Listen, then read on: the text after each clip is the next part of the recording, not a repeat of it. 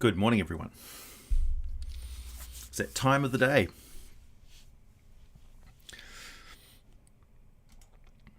That time of the day, that time of the weekend.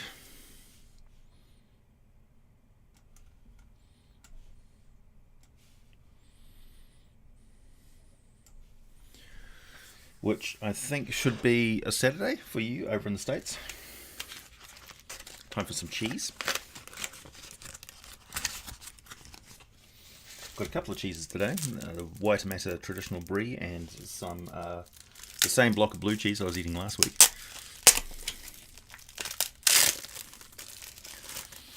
Greetings, Emil. Not a dog. Moonring, Cole. Nice to see you. Comic Nut. Don. Lysander. It's your classic brie. It's not. There's very scarce difference between a brie and a camembert. Basically, the shape of the brie is what makes it what it is. So brie's a flat sort of a cheese, and camembert's more thick. I suppose it changes the way the cheese ages.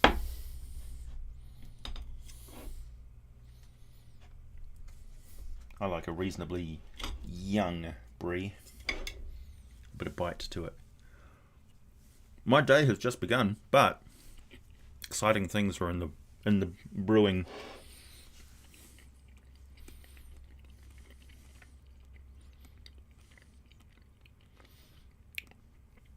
Right in the middle of a demo at work. Huh? Hey, Justin. Hey, Bright Glory. Hey, Sky.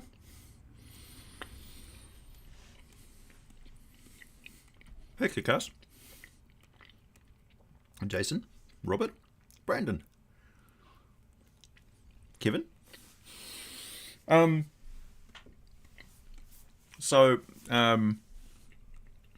seem to have fallen into the slot in the industry of a law consultant, which I'm fine with.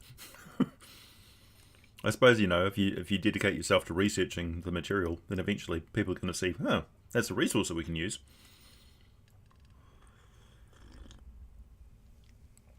I am a brie and jam guy. Yes, how did you know? Hey, Kairos. Brie is the only cheese you like outside of brown cheese. Interesting.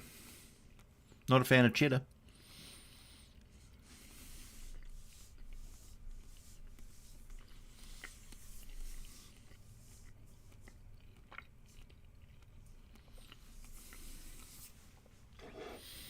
So just a reminder to everybody who is new here, but it seems like I've got a lot of old regulars in the chat. This is a monetized chat. You can gain my attention as it kicks off, and we get like 170 odd people in here. If you want me to pay absolute attention to your questions, that's how you do it. Right, let's go for the deadly, the deadly cheese. Expert level. Test your might. Test your might. Wish me luck. Christopher. I'm glad my videos provide you with inspiration.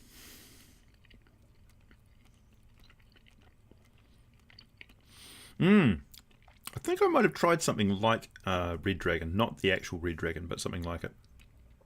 I tend to avoid mustard seeds a little bit. Yeah, Mortal Kombat.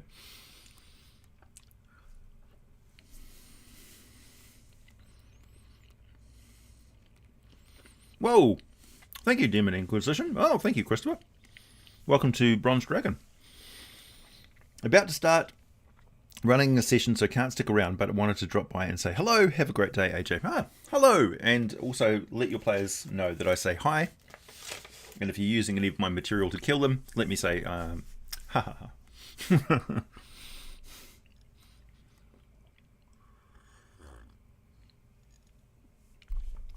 Hey AJ, have you heard about Slaymate? I found about them on a review of one of the D&D movie. No, I have not.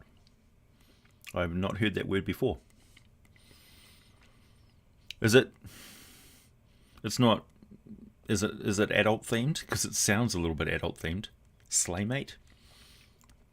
I'm picturing barbarians in bikinis. Maybe that's just my sick mind. I don't know.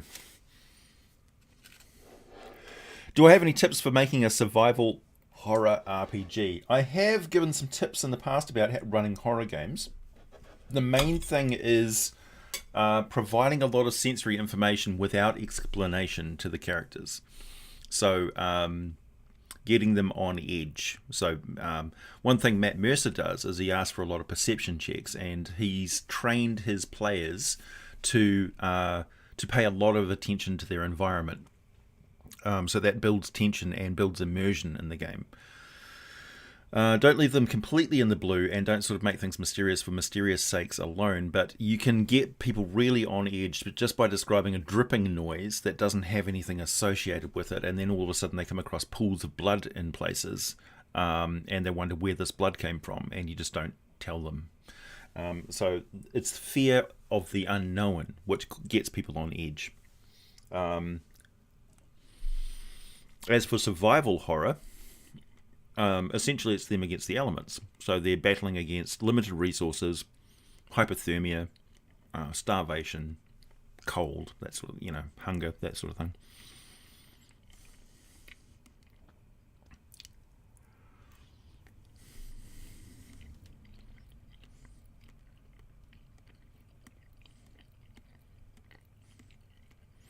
The Slaymate is in Libris Mortis. Oh, okay. Male barbarians in bikinis. There's a market for it. Oh yeah, the dead child from the third D&D movie. Probably the best monster that they had in that entire franchise. That was genuine skeevy creepiness.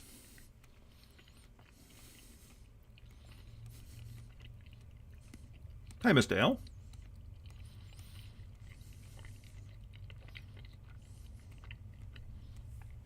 What do I usually do in these streams? I answer questions.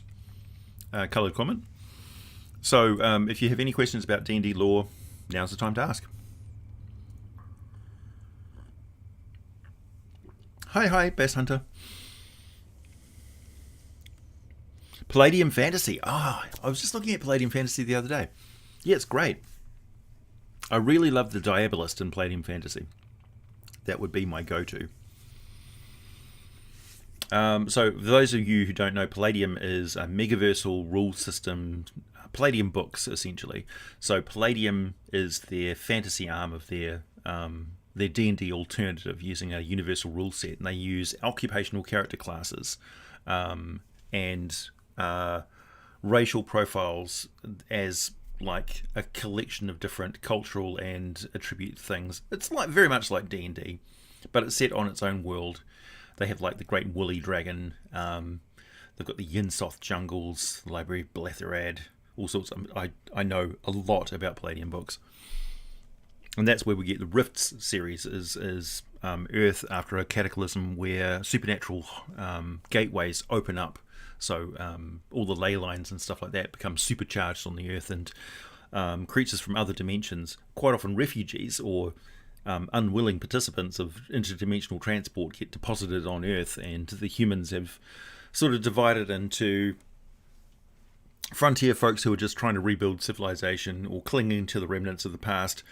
You've also got a totalitarian regime, which is human supremacists who believe that Earth is for humans alone and hunt down and exploit DBs or dimensional beings. Then you've got Laszlo and Tolkien, who are societies that have used this new resource of magic to conquer the world as best they can, and they're at loggerheads with the coalition states, or Chi-Town, built in the ruins of old Chicago as this megacity. Anyway, that's Rifts in a nutshell. I'm more a Heroes Unlimited, so I use Palladium for supers and super spies, and Beyond the Supernatural for sort of modern. That would be my go-to, either Call of Cthulhu or Beyond the Supernatural for my modern horror games. I like Beyond the Supernatural because it's got that, you can sort of port over the folklore type monsters. Like if I was running a Thin Man campaign, for instance, that's the system that I would use for it. Call of Cthulhu is about dying, your character being driven insane and dying because of a monster. Beyond the Supernatural is more you're in the role of the brothers from the Supernatural series. Man, I've just been binge watching that. Yeah. So you're paranormal investigators. Explain Palladium fantasy to us. They've got Wolfen, the Wolfen Empire, which is like a Lycan type civilization built around the idea of like a Roman Empire, which is really cool. And they have a coyote type version called the Coils. Excuse me. Did I catch yesterday's MMA event? No. Far too busy making a video about magic items to watch an MMA event. What do I think of the Border Kingdoms book? When I get the Border Kingdoms book in the extremely slow postal service, I will tell you all about it. I'm keenly looking forward to it. The other thing I'd like to see is some sort of resource. If anybody out there, okay, I'm just sending this out into the ether. If anybody has come up with a list of all of the items on the DM's Guild or Drive-Thru RPG which detail and bring up to the modern era of as close to 1492 as we can DR of Faerun. So we've got the Border Kingdoms. I know we've got the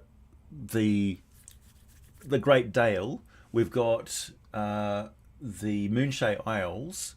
We've got Chult, has been brought up to date as well. We've got, of course, the Sword Coast.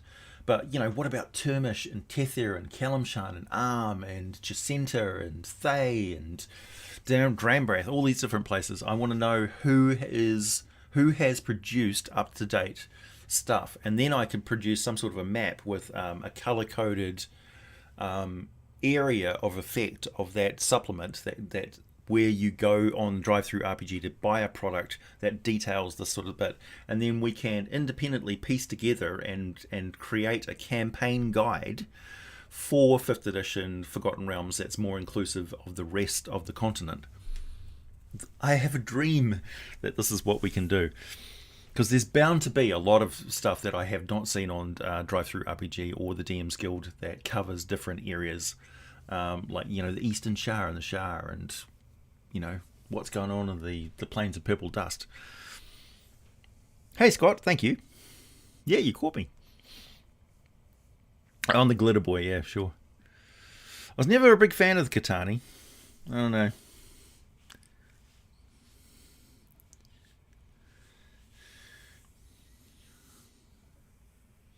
Yeah, making and updating lists. Yeah, that sounds like me for sure. One of the things I'm going to be doing starting next week, along with a Green Dragon video, is the start of a flyover, a Dragon's Eye view. That's the theme of this this live stream, by the way. A Dragon's Eye view of the Forgotten Realms. So I'm going to be doing a flyby, much like the old our campaign books, right, for the Forgotten Realms. So for those of you who may be familiar with the campaign books, and they give a region by region description of the Forgotten Realms and various bits and pieces, like the island of Evermeet, island kingdoms and stuff. But one of the things I was never really impressed with this book is it didn't really, like, it sort of presumed a knowledge of where these places were in the Forgotten Realms. Like you would sort of piece them together with, you know, the map and stuff, so you're constantly checking back to the map, and like the information on Helruer is you know, that much. When really Helruer could fill a supplement book. It's incredibly complex. Like, Helruer is incredibly complex. It's a nation of, it's a xenophobic sort of isolated nation behind this mountain barrier that forms a great big sort of delta cove that has multiple magic sort of, it's a magic rich society, incredibly magic rich. that would view people from the Sword Coast as country bumpkins. Yeah. It deserves its own campaign book.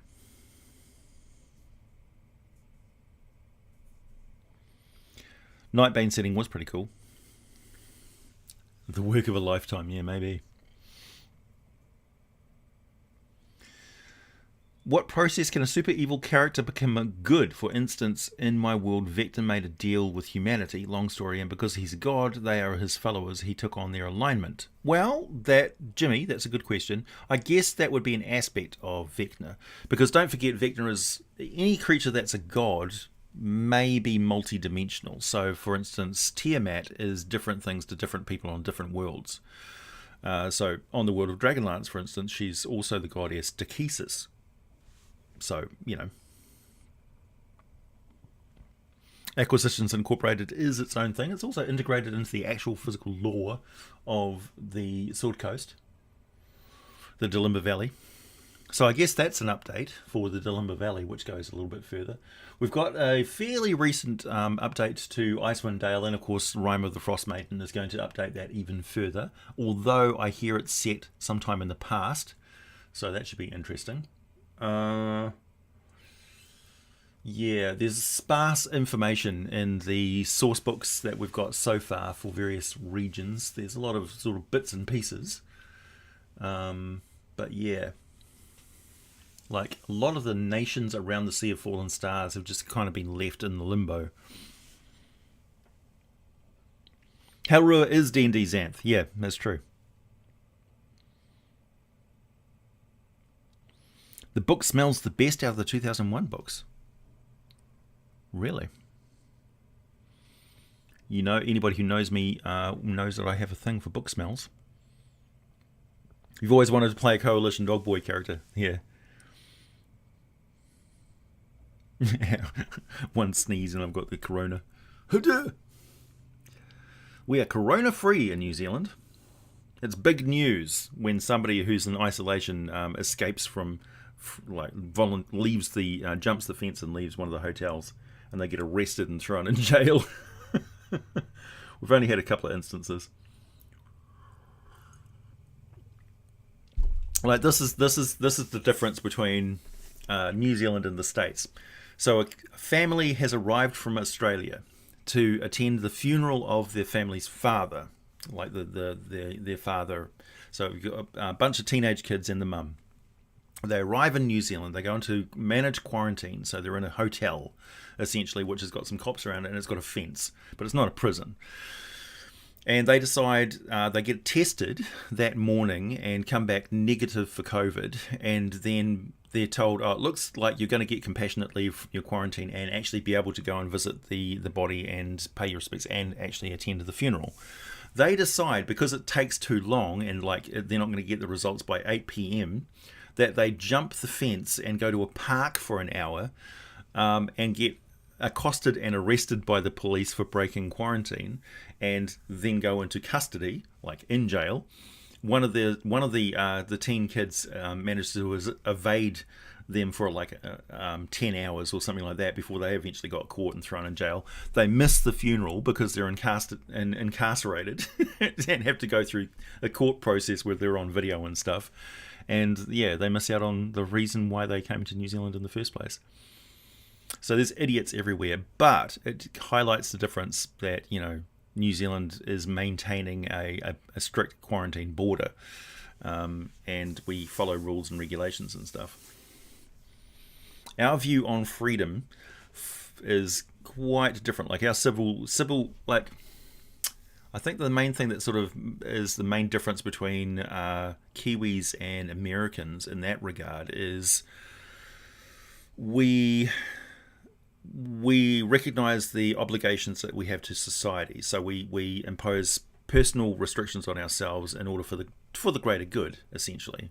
And that's the thing where we look at what's going on with the States and people saying, I'm not wearing a mask because it impinges on my freedom, or I'm going to the beach or whatever because I'm not going to get sick. It's only weak people who get sick, and they go out and party up and stuff and everybody gets COVID. Or, you know, trying to force kids to go back in school and stuff. That's crazy to us. Like, we just look at it and we're astounded. Like, it doesn't compute. So, yeah, there's this sort of growing disconnect with like, well, what does freedom mean to the Americans that it just doesn't seem to compute with us? You know, how did it go so wrong? Sorry, I don't really want to bring the live stream back into that, but it's sort of related to, you know, you mentioned me sneezing. It's keenly on our minds because we see what's going on in the rest of the world, and there's certain like a survivor guilt going on in in New Zealand, where we're free of it, and it doesn't really factor into our lives anymore. But yeah, seeing what's going on in the rest of the world and seeing mass graves and stuff, it's really it's psychologically hard for us to watch that going on. It's like watching your neighbours and friends going through really hard times. The Magic the Gathering cards don't smell like they used to. Yeah, they changed the paper. There was some issue with paper, essentially. So the D&D books were bad, and the Magic the Gathering cards were bad, and they used really cheap cardboard or printing processes, and the binding on the books was really bad. I have heard, though, as of the 10th edition printing of the core books for D&D, they no longer have any binding problems. So that's good news.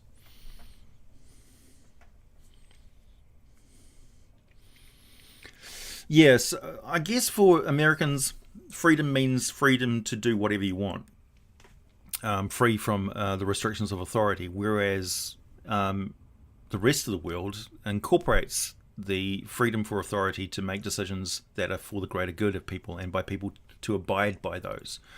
So, you know, there's a difference there.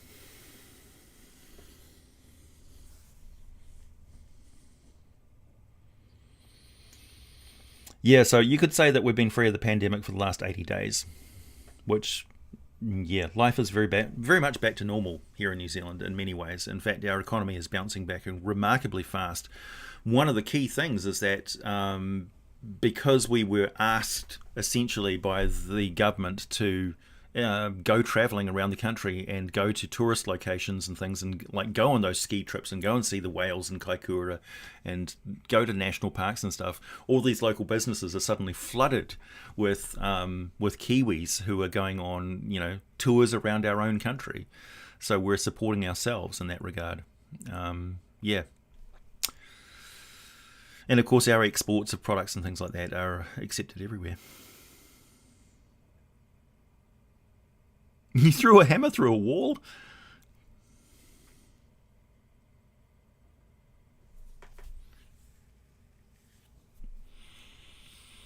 Well, you see, Zazek, I'm not talking about politics.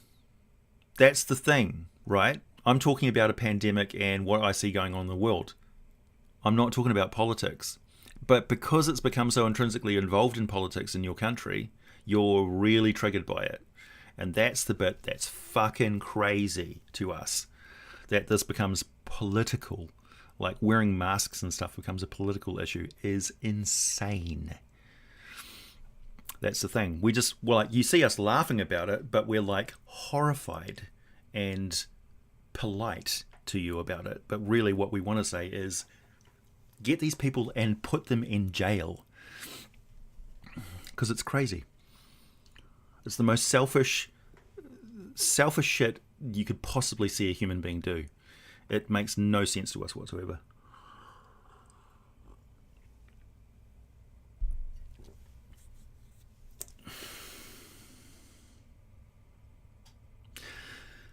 Oh, I see, Zezek. Oh, sorry.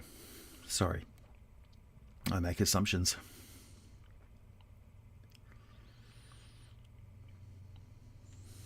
Yeah, like I don't really want to talk about the politics and stuff because it is such a charged issue and things, you know.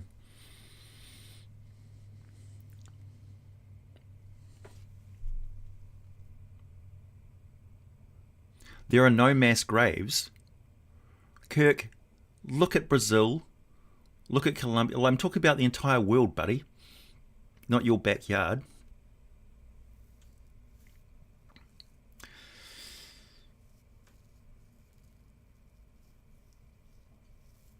Yeah.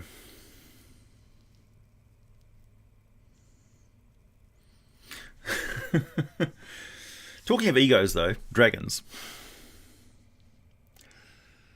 Thanks, Duke. So I've never heard about this penchant for book smells before, so since I'm holding 2 or more alt covers of Tyranny, Dragonlance, and Theros, what am I sniffing for? Essentially, you're sniffing for the smell of the ink and the glue, the binding and stuff.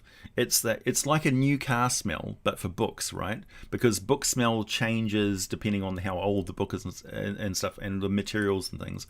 Like a pulp 1960s book, and its sort of faded pages has got a distinct musty sort of smell to it, you know.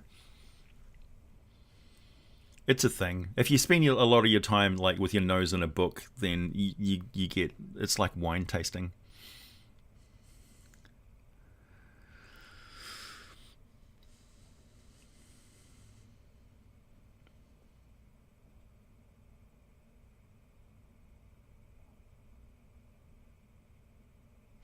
After watching Vizipop's recent Addict video, I'm wondering what stats you would give to the characters from Has-Been Hotel. Shit, man, you've got me there, Robert. I don't know what you're talking about. No, I'm not saying put everybody in jail. It doesn't solve everything. Obviously, you've got the largest incarceration rates in the entire world in the States. It's crazy. I mean, it's not Mega City 1. You can't put people in ISO cubes.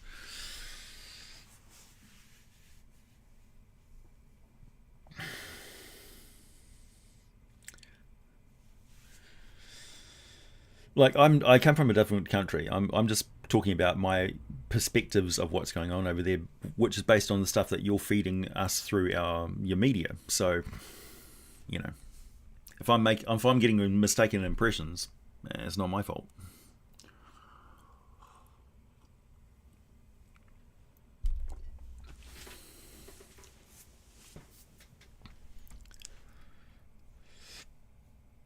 One in 200 people there are incarcerated. Holy shit. Hey, thanks, amigo Roberto. I ran a vampire storm giant last night with a rod of lightning bolt. Holy heck, that was quite shocking. Yeah, nice. Yeah, there's nothing stopping vampires from infecting giants. Giants can get vampirism. I don't know. I suppose they can get lycanthropy as well, so you could get a giant werewolf.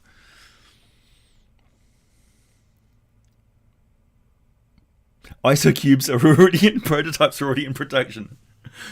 Look, I'm a huge fan of Drudge Dredd as a comic book, but not as a reality.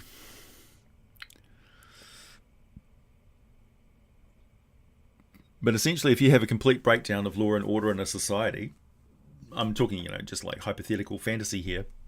Like, what's to stop, like, the Masked Lords, for instance, in Waterdeep, coming up with a secret police force, or essentially a judge, jury, and executioner police force of, like the mages, for instance, the cloaks, right? Summon the cloaks.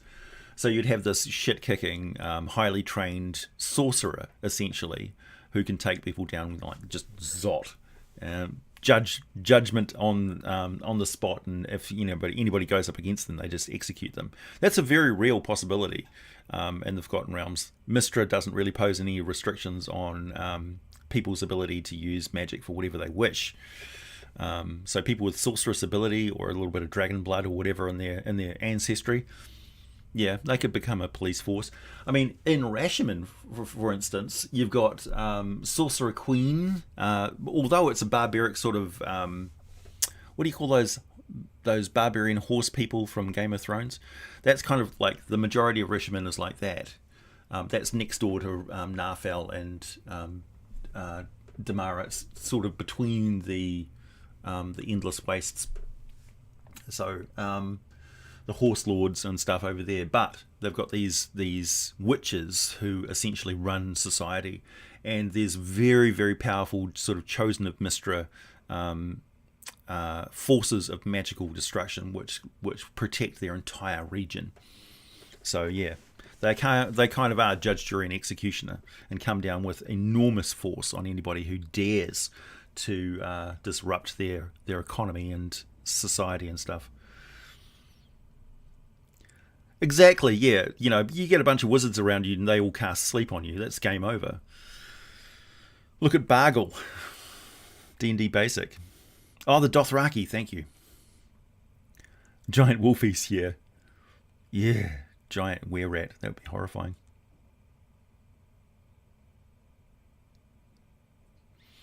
I've seen the Thrycreen played quite successfully as a player character. It wasn't necessarily a very combat-oriented game, and a lot of fun was had with the paralyzing poison that the Thrycreen possessed naturally. That player really pushed the envelope of what you could do with the naturally secreted paralytic poison. Genies can't become vampires unless they want to, because they're part elemental. The thing with vampires is either you're of the opinion that vampires don't have a soul and they're essentially a dead body which is possessed by an evil force, an evil spirit, and the actual soul of that person is passed on to the afterlife. That's why if you resurrect a vampire, they don't remember anything of being a vampire when they're resurrected, because their soul comes back into their body and they're like, what happened? It's like, well, you were a vampire for 100 years. I was what? You know. But that possessing spirit can use all of the memories in that brain matter. That's why vampires go after families and friends first, because they kill everybody that person knew, because it's low-hanging fruit. It's easy targets for them.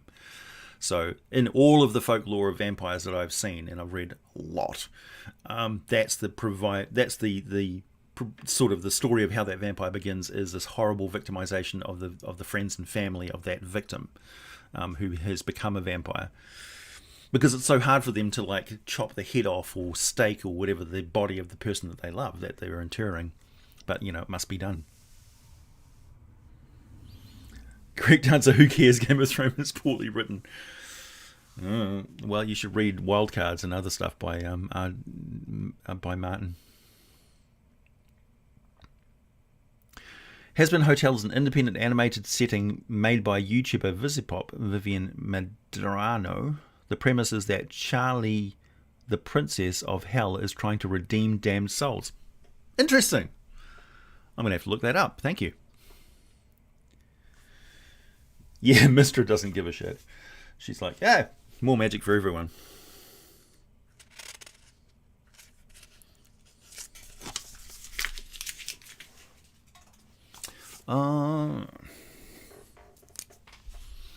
I'm just gonna write down that YouTuber. Or is it just oh no, there it is.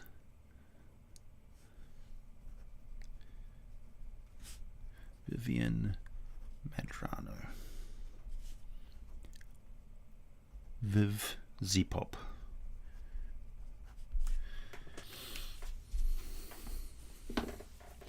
Cool. Something to look up later.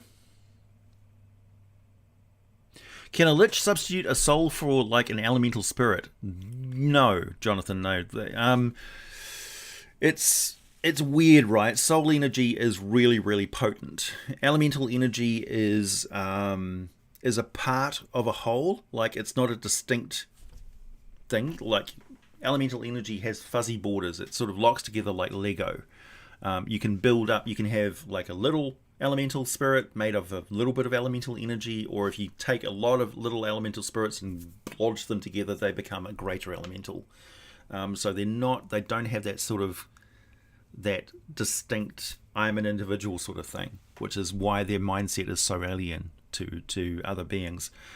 Dragons have got a lot of elemental. They've got more elemental side to them than soul to them, so they don't have a heaven that they go to. They don't go to the outer planes, sort of thing. They can either go to lower planes and become elemental creatures themselves. So you could be a dragon that becomes a genie in its afterlife, per se. And that's some wizards can also transform into dragons through arcane means.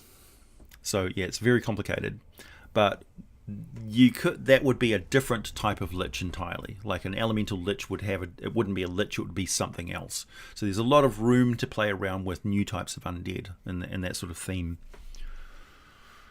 It's like, can you be a good lich? Well, no, you're not a lich anymore. You're a Baelnorn or something else. Give it a different name, and then you can attach whatever sort of fluff you want to it. But liches should be liches, and Baelnorn should be Baelnorn, and whites should be whites. And if you need something new, you don't need to use something else. You can just make something new. That's perfectly fine.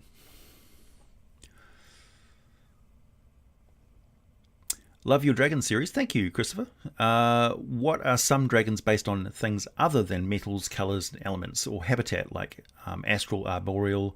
Love the time dragon, song dragons. There's a spider dragon, which is in my notes somewhere. It's in my to-do list. Where is that?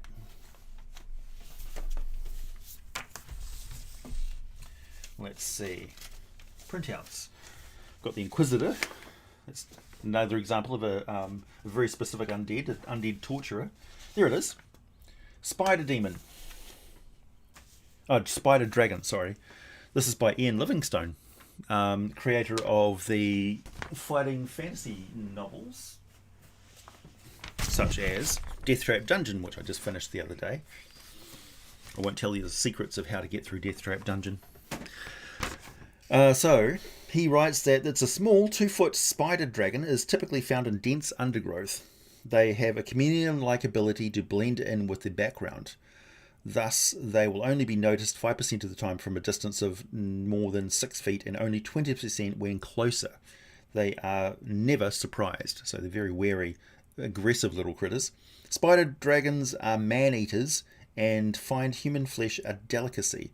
Despite their tiny size, they will eat limbs whole, distending their jaws and gullet like a snake. The digestion process takes 2 days, during which time they are unable to fly and will fight only with their breath weapon, which is acidic, which can be spit in a half-foot wide jet to a range of 6 feet in a straight line for 2d8 damage.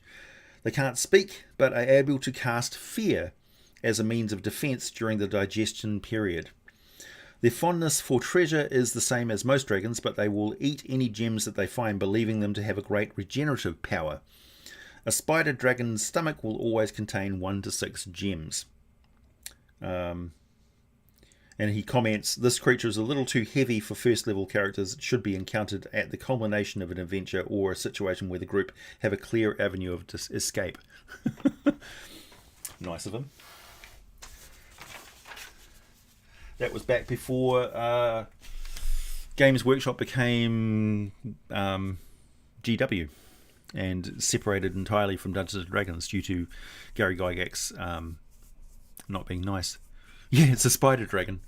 Spider dragon, does whatever a spider dragon does. Lives in the undergrowth, I suppose.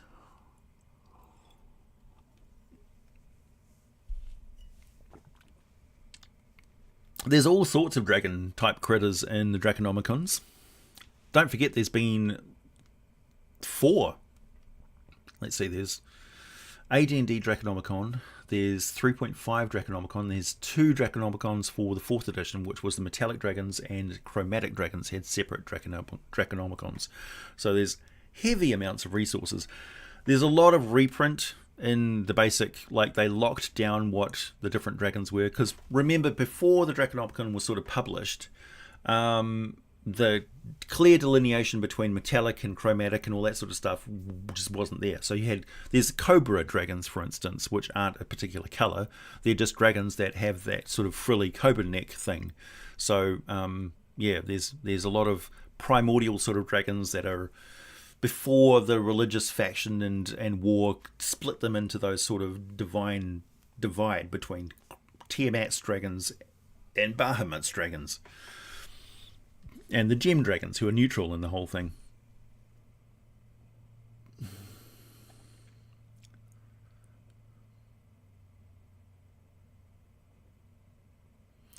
New Names avoids the whole, it's this thing affected with this curse having been banished to this realm and promoted by the local pantheon to title. Yeah, exactly. Yeah, well, it did say that they're never surprised, so they obviously have some sort of a spider sense. But they're chameleons, right? So they're very hard to see.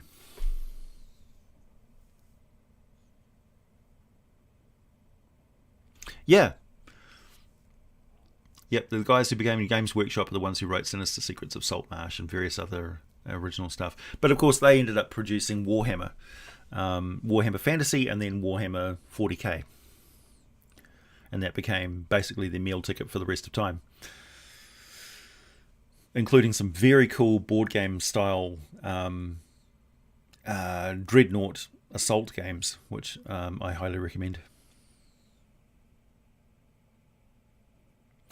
What is a low CR creature group from any edition that you like? Kobolds, always kobolds, man. I love kobolds. They are so much fun. You can use them in the very start of the game and you can use them in the very end of the game.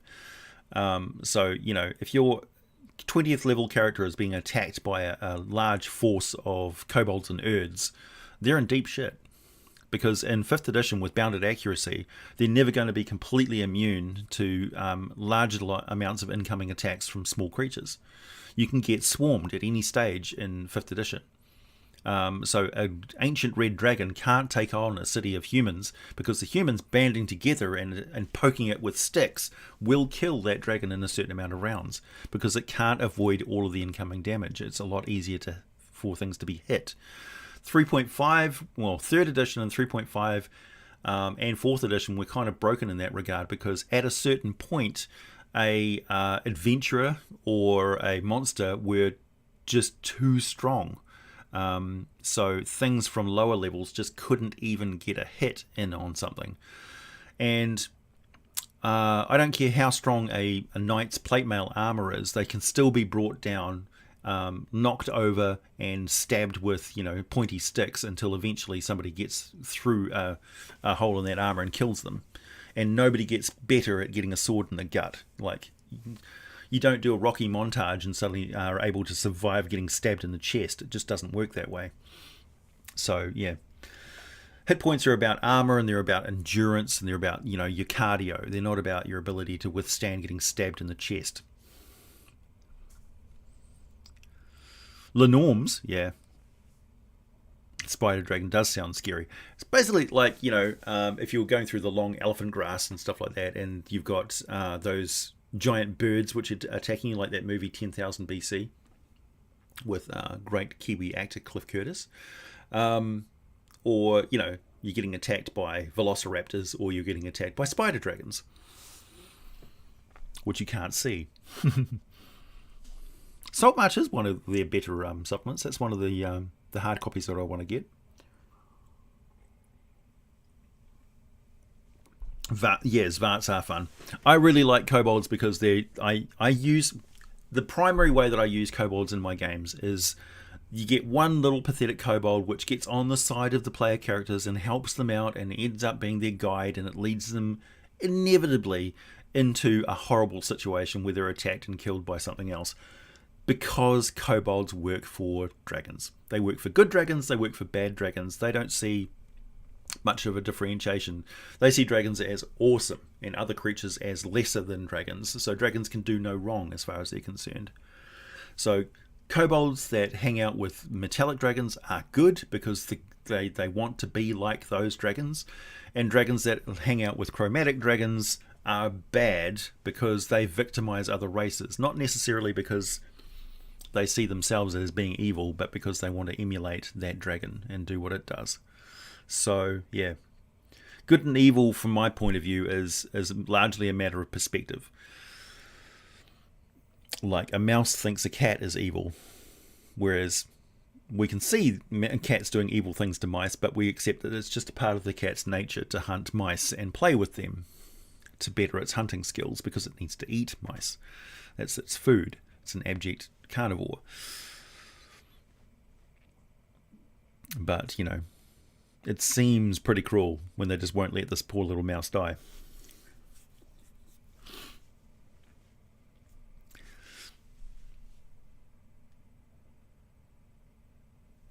What? Live auction? Live auction some homemade minis. We can Instagram you our info if we win. PayPal link on screen holder. Oh, okay. I suppose I could do that. Auction off some minis. So you guys tell me what I should sculpt, what monster I should sculpt, and I'll do my best to sculpt it, and then we can have a live auction. How does that sound? I could do that. You have to excuse me. I was out fixing a greenhouse yesterday, so I've got a nose full of plant stuff.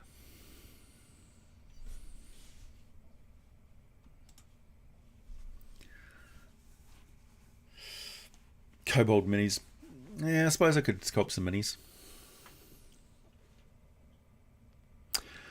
Lysander, thank you.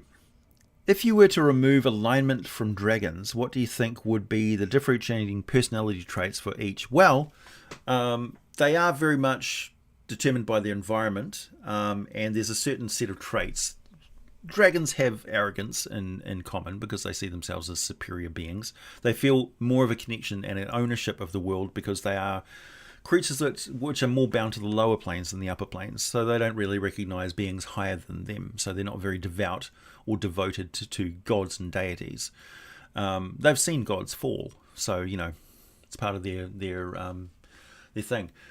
They have much more of a connection to the land. They spend a long period of time sleeping and stuff and absorbing elemental energy, and sometimes when they die they dissipate into the environment and their energy becomes part of the world, much like Jedi sort of become force ghosts.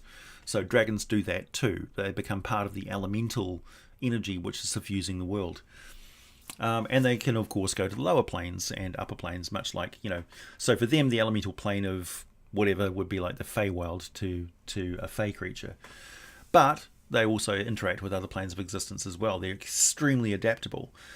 And there's, certain parallels between the different types of dragons. Like you could say that green dragons are a evil reflection of like a copper dragon sort of thing. They both are very focused on pranks and mischievousness, but the green dragon is very much about manipulating people and controlling them, and with that sort of Joker like pulling the strings and making the little meat puppets dance to its tune for its own amusement. So it's like the Joker, whereas copper dragons may be more sort of fun and games and stuff like that, or the Riddler, from Batman.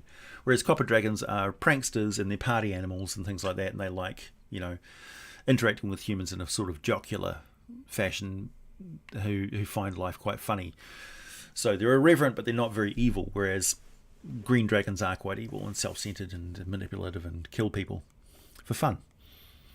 So, but that doesn't mean that all green dragons have to be evil. They can actually. I'm of the opinion, I've sort of swung around this way from lots of persuasion from people over the years in the comment section, that any intelligent being has the capacity for good or evil. They may be swayed one way or the other because of their diet or habit or background or ancestry and culture. So, for instance, Oni are just built to enjoy bullying and being cruel to other creatures. They can't help but laugh when something horrible and physically painful happens to somebody else. It's just that's the way they're wired in their pleasure circuits. It doesn't matter what their cultural upbringing is, they're going to enjoy violence. It just makes them feel good. That's like they've got an extra, like, how would you describe it? They've got a sense of that they're tuned into. Like they're more sensitive to that input, that stimulus of violence and cruelty than other things. So their sense of happiness is muted. Like they just don't have a sense of smell for happiness, but violence smells delicious. So it doesn't matter how many times you tell them that happiness is better, they're going to say, well, it doesn't feel better to me. Violence and cruelty really does. It's much more compelling to me because it's bright and shiny. You see what I mean? Anyway, controversial somewhat, but they have the capacity to be good. They have the capacity to be kind, but it's going to be an uphill struggle for them, is what I'm saying. Jonathan, thank you. AJ, my players are going to the desert. Which is better, Shadow Blue Dragon or Sand Dragon? Why not both? Why not have a Shadow Sand Dragon who goes to the Shadowfell? Because the Shadowfell, when you think about it, is a lot more desolate than, things. Blue Dragons also spend a lot of time around the coast, and they aren't just sand desert dwellers. So they've got a much more wide variety of habitats, whereas the Sand Dragons are pretty much restricted to the desert. So I'd veer towards Sand Dragon because they're more interesting.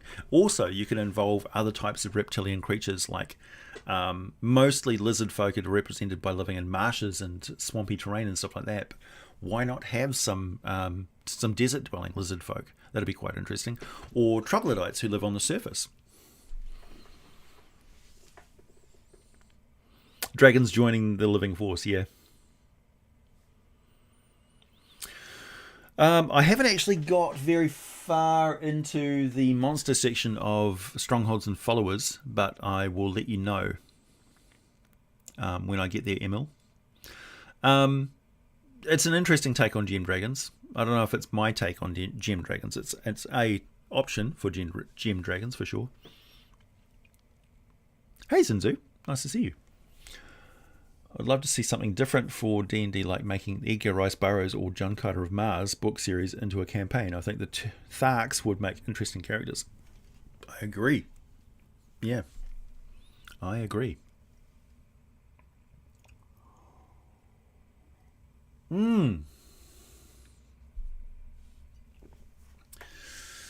Well, I mean, some people complain that there's too many different varieties of dragons. Other people were like, well, why can't we have a faith dragon or something like that, or a sun dragon? Sure.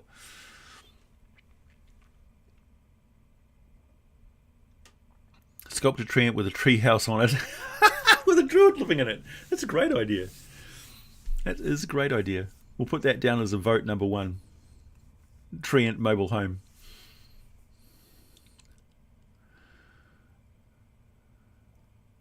What would you call that druid? Circle of the Trobo. circle of the tree home. Tyranny of Dragons. Is that what you're asking me? Have I played Tyranny of Dragons? You know, only, yeah, I mean, I can't help but laugh at like people falling down and hurting themselves. I like funniest home videos where somebody almost like gets seriously injured. I can't help but laugh at that sort of thing. I'd be the first one to run up and help, but you know, I'd also be laughing my ass off.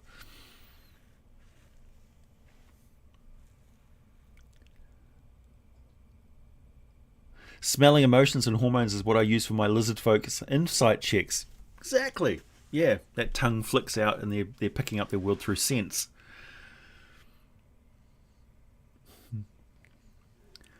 Brown dragon, sand dragon. Are they the same thing? Sand slard. Ooh, I like it.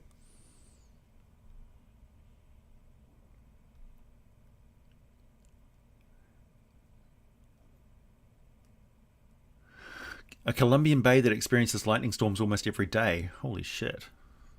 That's tempting to go and live there. I love lightning storms. Diamond dragon. Yeah, why not? We do have the crystal, you know, the gem dragons. Have I ever played Black Sun Deathcrawl? I don't believe I have.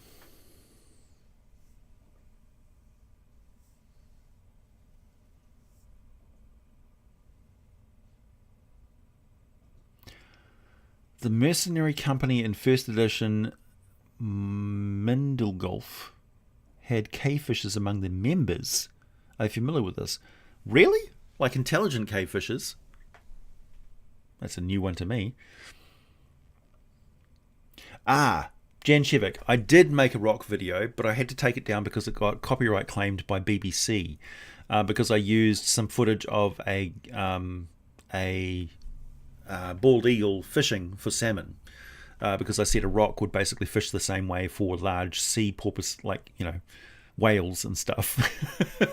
So a rock would go and swoop across the surface next to your sailing ship, for instance, and you would just see it go and just grab killer whales, orcas, like a bald eagle would fish for salmon, and just fly up with this flopping. Yeah. So that would be kind of terrifying. Like if you're out whaling. Whaling would definitely be a thing in the Forgotten Realms, for instance. They would see no reason not to go whaling. And you could have things like whale druids, for instance.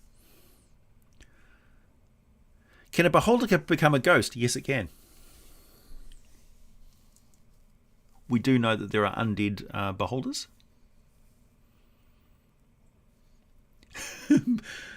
You guys all voting for the Treehouse Treant. That would be quite easy to sculpt, actually. So yeah, I did make a rock video a long time ago. It was one of the best ones I made, I think, because I was actually talking about my country, my homeland, in that video.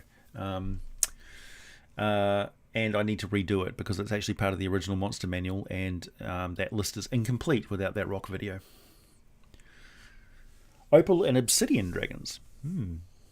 Obsidian is basically just glass, so that would be interesting. What are my thoughts on Wildmount? I love it. I think we need more independent, new stuff. There's a lot of people who want old settings to come back, like they want a Planescape book, and they want a Spelljammer book, and they want a Dark Sun book and stuff. But we had lots of updates for Dark Sun in 4th edition, and although it has been over 6 years now, those books didn't do very well. So, yeah, there's a very vocal proponent of the community, the wider community of Dungeons and Dragons, who want old school editions and stuff brought back, like Dragonlance, for instance. But there's a lot of issues around bringing back those things which are based on novels and stuff like that into D&D. And the market for it is not as big as people think. Like, new players to 5th edition Dungeons and Dragons want new settings and new material based on what they're watching, what their experience of Dungeons and Dragons is.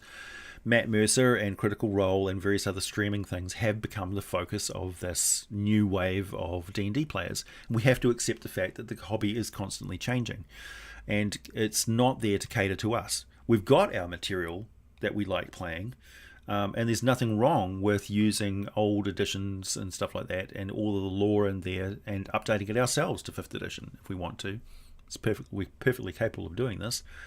And really, if they're going to bring out new editions of Dark Sun and things like that, if they make any drastic changes to that setting that you don't happen to like, you're going to be the most vocal opponents of it. So really, what have they got to win out of this?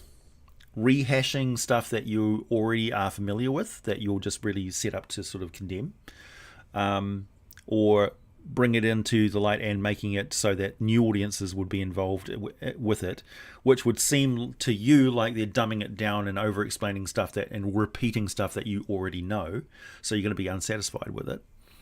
And you'll complain because it's too woke. You know, they've removed elements that made it edgy and fun for you, but it's relics of a bygone era, you know. So, while I would like to see some of that stuff come back as well, I think it's more realistic to pay attention to the DM's Guild and Drive-Thru RPG and third-party publishers and people who are really devoted to that stuff, who are building these products for you. But don't look to Wizards of the Coast for all of your products. They're not D&D. Like, D&D is much bigger than Wizards of the Coast and Hasbro, and it always will be. So it's immortal now. It's a community that will continually produce material for it, but we have to support independent third-party authors. We just have to.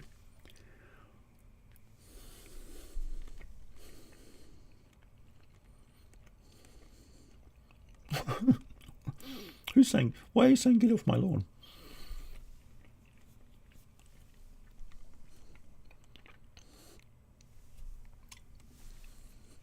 Whoa.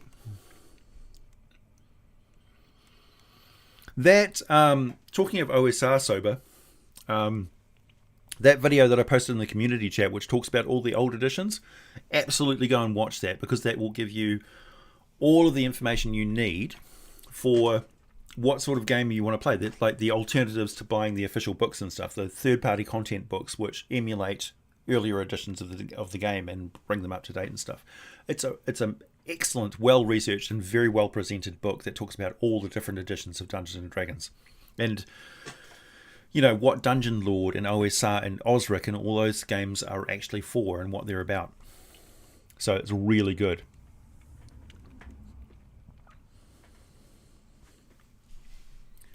Uh-oh, I'm going to sneeze again.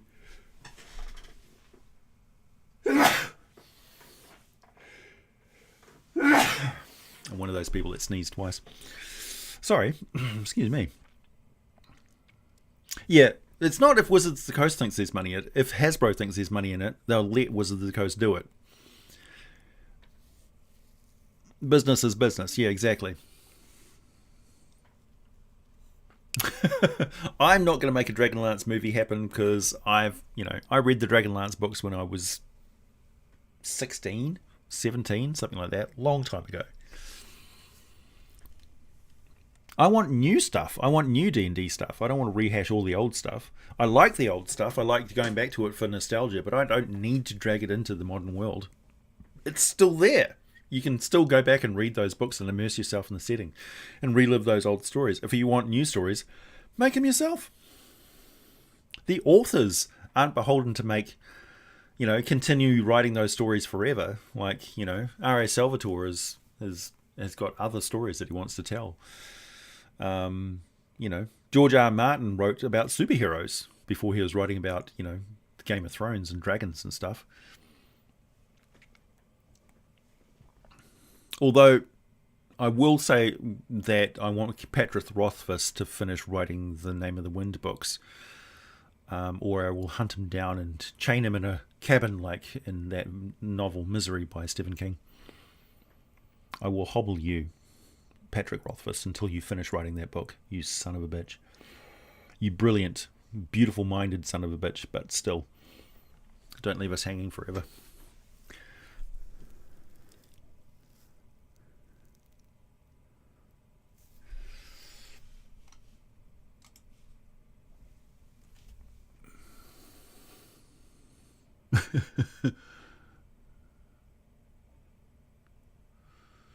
Sounds like the issues that is going on with Oriental Adventures resale and the DMs Guild. Yeah, like back then, they wanted to encapsulate kung fu movies and all of that sort of tradition and stuff, but it was like the Americanized version of that sort of thing.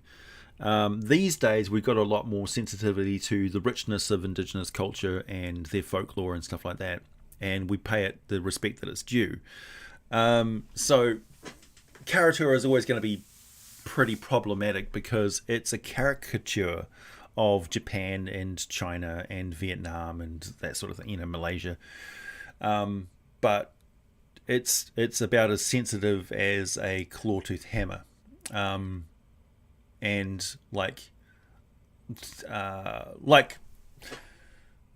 what's the name of the sea which is in the big sort of cove, which has got the kaiju monsters on islands and stuff around it? It's the Yellow Sea. And it's like, that's a problem. It's inherently racist. So,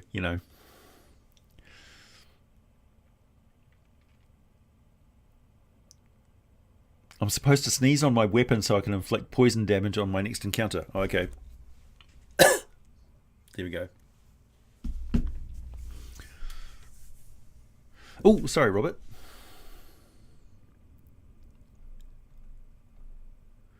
What do you think of the idea of dragons using druidic magic? How does its natural elemental magic change how nature magic works? Dragons have got draconic magic, so it's quite distinct from druidic magic. Druidic magic is using the power of nature. It's attuning yourself with natural rhythms and powers and stuff, and other creatures. In a lot of ways, the circle is a mythal, right? It's borrowing from that elven element of we're combining together our powers to effect a greater change, a gradual change, but one that doesn't disrupt nature, one that uses nature. Dragons are a little bit too self-centered for that sort of thing. Even the best hearted dragons tend to work alone. They don't work in concert to cast spells. So they don't use song magic of elves and things like that. They use draconic magic. They use their own power. They use their own font of elemental energy. And that has a lot of cultural and deeply personal developmental life choices of the dragons involved in it.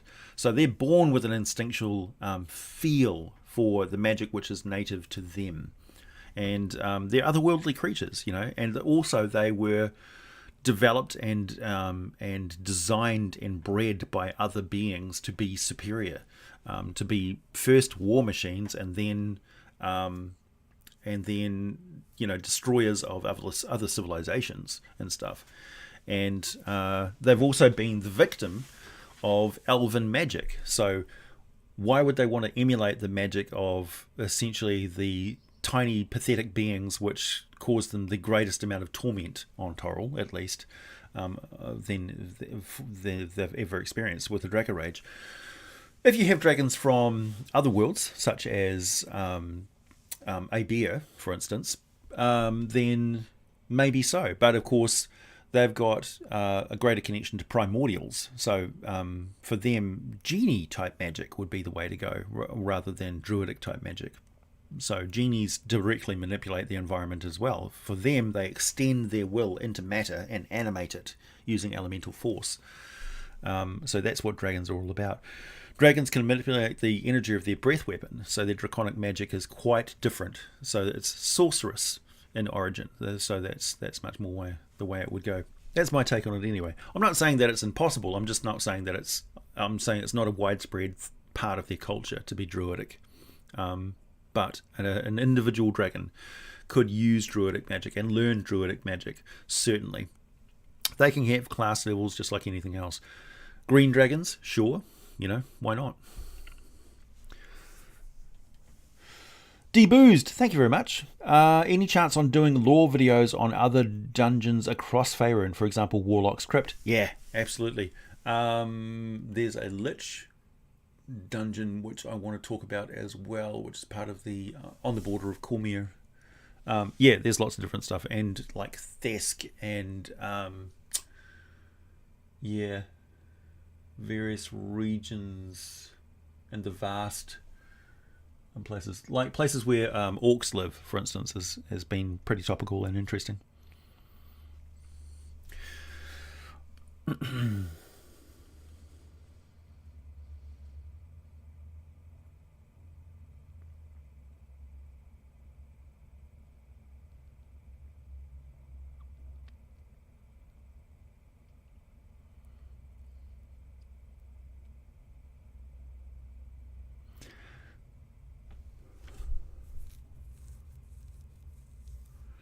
My chair with eyes. Oh, yeah, I suppose it does look like it's got eyes.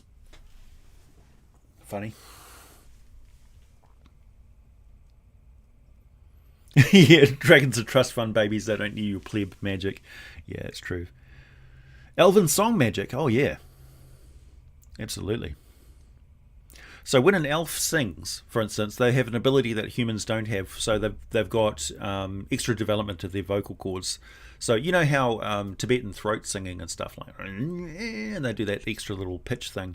Elves are much more advanced in that sort of vocal development than humans are. So they can do harmonies, and they can actually sing two lines at the same time with the vocal cords. So their magic can be quite astounding, and the whole bardic magic and singing, when they compose their songs, they have hooks in there where they can insert enchantments, and also visual stuff. So there's these particular notes and keys which are spells, essentially, that produce visual effects and things. So prestidigitation essentially is bound into bardic song, and that comes from a heavy amount of elven song magic. But elves, of course, sing a lot of quite mournful, kind of depressing music in many ways. Like they're big on their ballads and like lovesick songs and stuff, and songs of the past and past glories and things. They rewrite their history a fair bit in their music. Perfect example, of course, is Aragorn, who sings these songs to himself, and then the hobbits come up and ask him about it, and he's like, oh, it's this tragic story of, star-crossed lovers, and, she got turned into a, whatchamacallit, and the hobbits are like, oh, we like singing about dancing turnips. Totally different culture. Forest dragons do use druid spells. Yeah, so green dragons. The amber dragons. Probably. Hey, Ballastar. I'm doing well, thank you. Have you seen or read about the piety system introduced in Theros? Your character has a piety score that increases when you do something to advance your god's interest-giving abilities. I haven't seen that yet, but I've yet to read through the Theros book. Man, I've got so much reading to do. I spend a lot of time reading through old material, so sometimes I let the new material sort of fall by the wayside. Mainly because I live out here in New Zealand, so it takes a long time for the material to get to me. So I'm never going to be like the breaking news guy of Dungeons and Dragons. I'm always going to be bringing you old stuff. So when I finally get around to reading about Theros, you know, but I'm not going to be the person to review the book for you. It's just not my shtick. Geographically disadvantaged. Polyphonic overtone singing. There you go. Thank you. Explained visually. Oh, nice. I'm going to write that down. Polyphonic overtone singing. Visually explained. I actually write notes in Google search terms. We sad because we dumb elves. Yeah. Theros book is 10 out of 10. Nice. Amber dragons are a type of dragon. They are they're almost like a gem dragon in a way. They're not a metallic dragon. They're not a chromatic dragon. They're a different type of dragon. And they spit this really horrible sap stuff. Liquid Terminator dragons. There you go.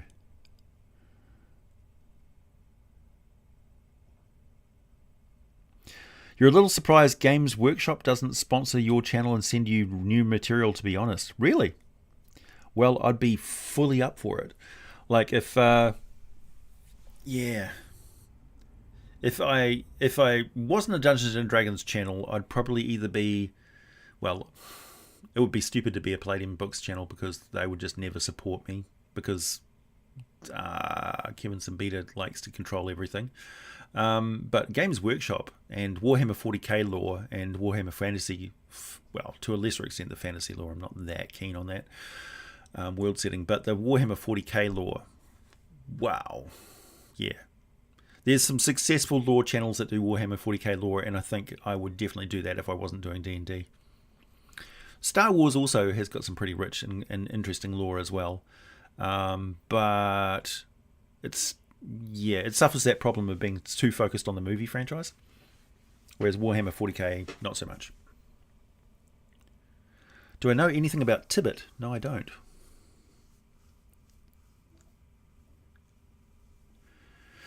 In a campaign I'm running, there is a nation of humans that have allied with dragon. How would they do that? Well, depends on the dragon, Cole.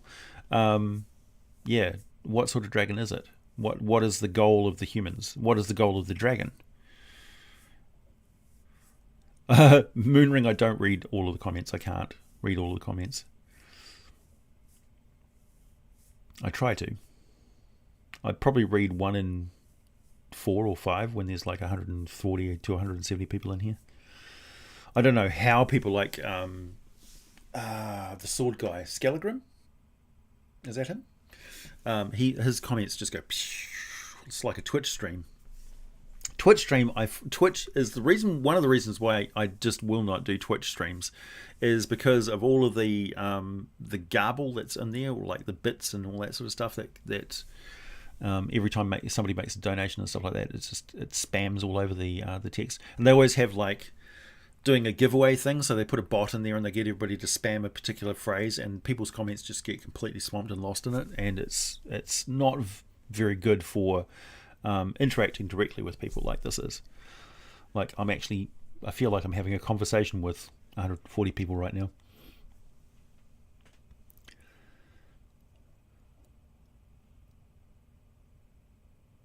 The Yellow Sea is called that because the watercolor dingus. Really? It's the color of cheese. Why don't they call it the Cheese Sea then?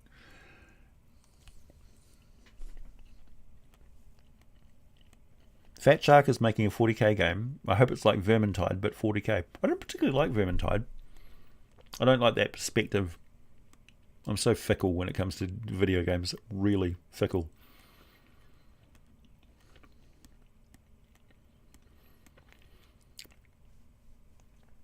Yeah. Boy, those Warhammer 40k releases are coming thick and fast for the board gaming, aren't they? Man, oh man. Why, it only seems like yesterday I saw somebody setting fire to their entire $1,000 collection of minis.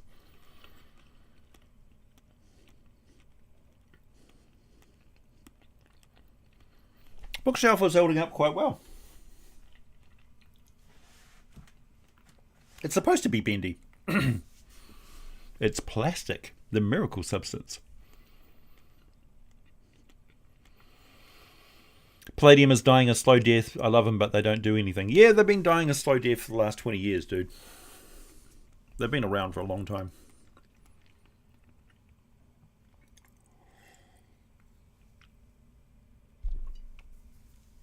Like, how do I say this politely? Kevin Simbita, retire and let other people take over your franchise. For fuck's sake.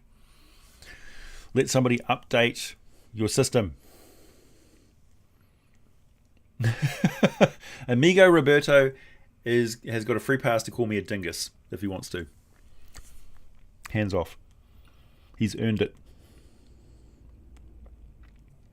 In my setting, I want adult chromatics to be able to learn shape change. How does that change things? Could there be a secret dragon Illuminati, and what might there be their endgame? Well, so first of all, shape changes, doppelgangers and stuff already exist in societies, and they have a secret order and system of their own going on underneath the world politics. So there really is a Illuminati, an Illuminati going on in the world of Faerun, or whatever the campaign world is. If doppelgangers and stuff exist in your world, then their society exists in your world. Shape-changing other creatures have to contend with the fact that there's full-time shape changers who are there. It's ensconced into this, and they've got their own culture and society that these interlopers have no awareness of. So a shape-changing chromatic dragon is going to make waves. There's nothing wrong with dragons learning how to shape change as a magical spell. If humans can do it, dragons can do it. So yeah, I see nothing wrong with that. And then it just comes down to the personality of the dragon and what they do. There's a Necromunda coming out too. Nice.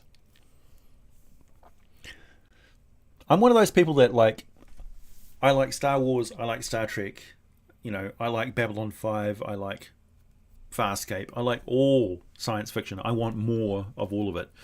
That's one of the reasons why I'm not that fussed on rehashes of past stuff, because I want new stuff constantly.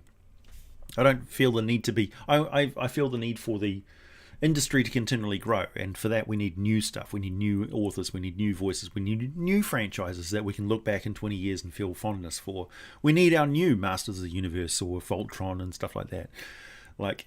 This relentless rehashing of stuff is great because we can bring new technologies and things to bring stuff to life in a way it wasn't before, like live action or CGI type stuff, or motion capture, Thunderbirds or whatever. But we can do that with new material as well, and give new franchises a way to sort of shine and sing, and give other cultures an edge in as well. Like, we should be celebrating Bollywood superhero movies and China superhero movies and fantasy movies. Give them a chance to really contribute, because those populations are going to dominate our culture on the world very soon. And so we need to, if we want to have material that movie companies are going to follow the money trail, and a larger population has got more clout and more money, more bums on seats going to cinemas and things like that, or whatever.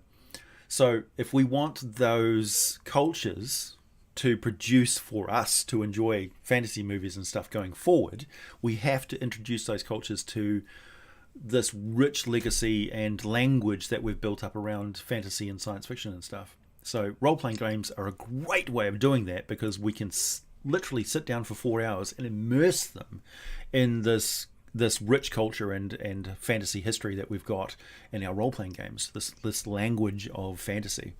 So we need to do that. We need to reach out and let Dungeons and Dragons pervade, and one of the ways to do that is invite new perspective and new outlets and bring in new folklore and stuff like that, and involve other cultures outside of rehashing the stuff that was part of a culture that was more dominant 20 years ago. It's harsh, but it's true.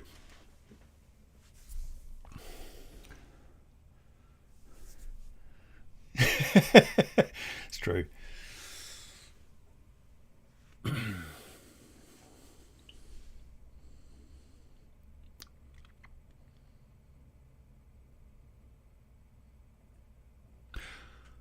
A Warhammer 40k series for Eisenhorn is in the works for Amazon. Oh, awesome. Thanks, Ruger. Are extraplanar beings able to travel in between planes that have similar alignment to theirs, such as Celestials being able to allow to travel to Mount Celestia, Isgard, and Bytopia? Yes, absolutely. Yeah, for sure.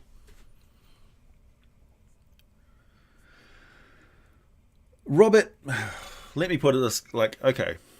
For the Americans out there, China, there are people in China who don't even speak Mandarin. It's an incredibly diverse country. It's a continent with lots of different cultures and lots of different nations that are under the one party which is ruling them because it's making them money. The moment that the current regime stops making them money because of boycotts and imposing tariffs and things like that, then probably there may be a regime change. But don't confuse that one-party system and their totalitarian sort of regime thingy for Chinese culture. China is incredibly nuanced and diverse. Southern China is very different from northern China.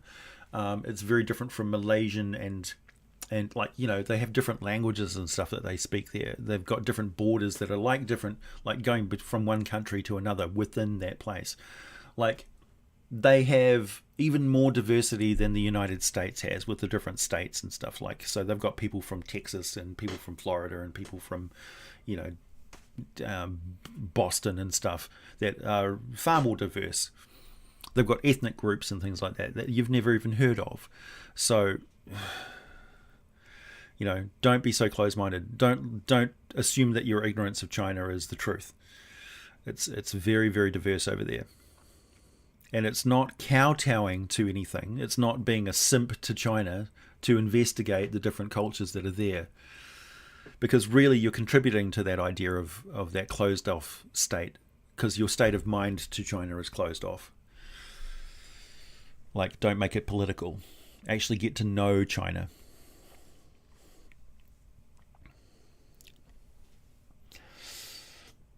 I'm considering creating a homebrew based on Bronze Era instead of the usual medieval. What differences would you recommend to make it unique?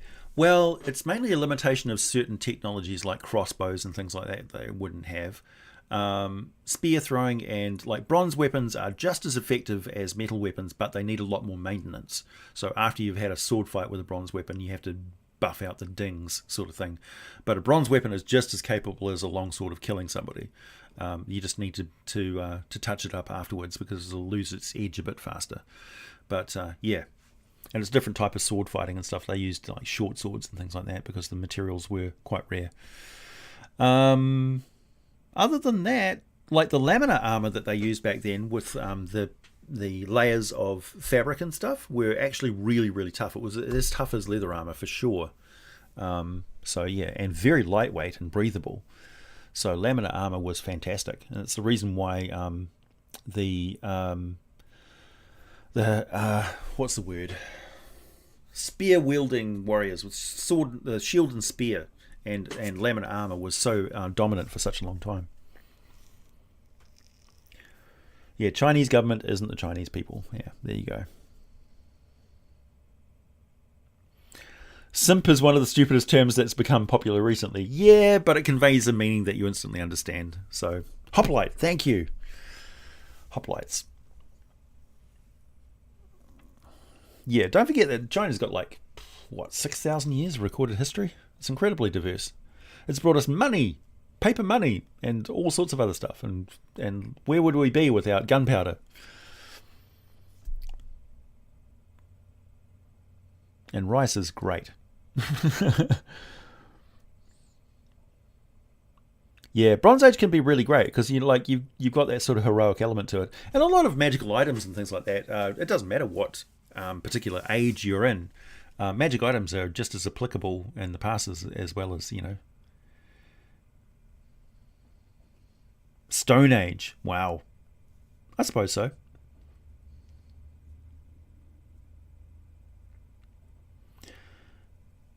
The human nation is horribly fascist and trying to use the dragons to cleanse the world. Ah, well then the dragons would kind of be manipulating the humans, wouldn't they?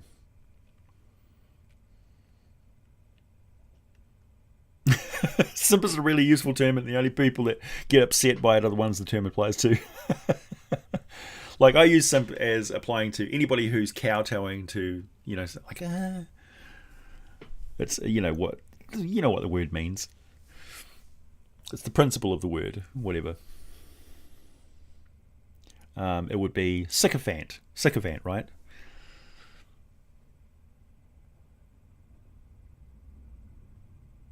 Why are half hobgoblin not really a thing in the Forgotten Realms? Well, hobgoblins are pretty brutal, and they control a lot of aspects of their society. They're a very strict military hierarchy. So they're military and a military religious industrial complex would be the best way to describe their society. And that comes down to births and stuff as well. So the reason why there's not that many half hobgoblins is because they're killed at birth. And also they don't mate with other species because they consider them to be inferior. So they're just not attracted to them, I guess. That would be my guess. As I say, though, your game, your world, you do you. Just a Mead donation, no politics. Thanks, man. Anyway, it's well and truly time for me to go, people. This has been, an hour and a half of live stream. Oh, the H.P. Lovecraft Dream Cycle. These are other things I'd like to answer. Jonathan, how do you make your players better experience H.P. Lovecraft Dream Cycle? You mean, like, aside from getting them to read the books? There's been some pretty good movies. But as for your game, it's this idea that there are vast spaces out there that are filled with unknowable evils, ancient things that don't consider the mortal life that exists now any better than bacteria to be cleansed away. And you have these cultists and stuff who seek power and seek the unknown and seek these connections between things. Like, on the one hand, people look up at the sky and they see images in the clouds because they want to see images in the clouds. And then you've got people who start seeing connections between things and seeing they have an emotional significance to them that doesn't really exist, which is the starting stages of schizophrenia. So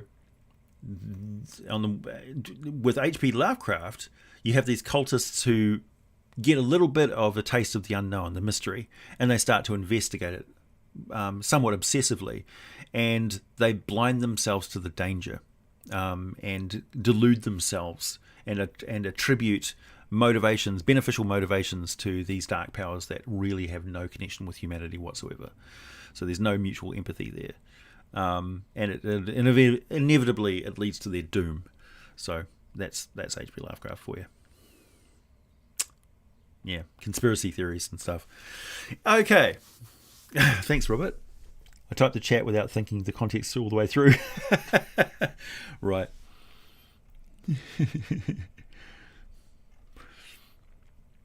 Yeah. Anyway, time for me to go, everybody. Have a fantastic week. Green Dragon video coming up soon. And then we're going to start taking a tour around the realms, finally, after 6 years or so of talking about it. I think I'm finally at the stage where I'm familiar enough with the Forgotten Realms to actually share and explain it to people. Do I know Fred Wheeler? I've never met Fred Wheeler in person, but I plan to one day. He's just in a city over there. But we talk, for sure.